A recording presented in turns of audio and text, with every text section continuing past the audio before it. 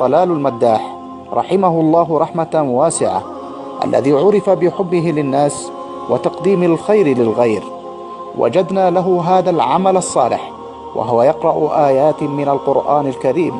ساعدونا في نشره جزاكم الله خيرا.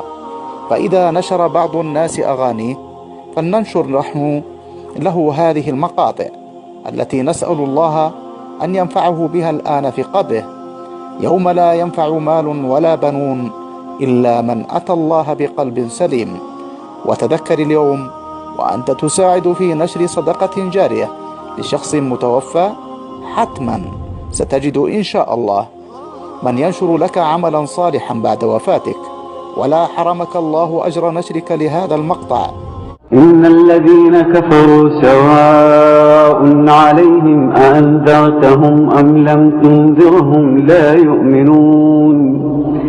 ختم الله على قلوبهم وعلى سمعهم وعلى أبصارهم غشاوة ولهم عذاب عظيم. ومن الناس من يقول آمنا بالله وباليوم الآخر وما هم بمؤمنين، يخادعون الله والذين آمنوا وما يخدعون إلا أنفسهم وما يشعرون.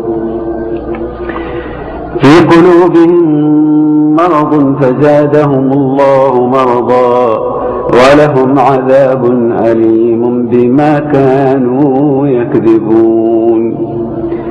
وإذا قيل لهم لا تفسدوا في الأرض قالوا إنما نحن مصلحون ألا إنهم هم المفسدون ولكن لا يشعرون.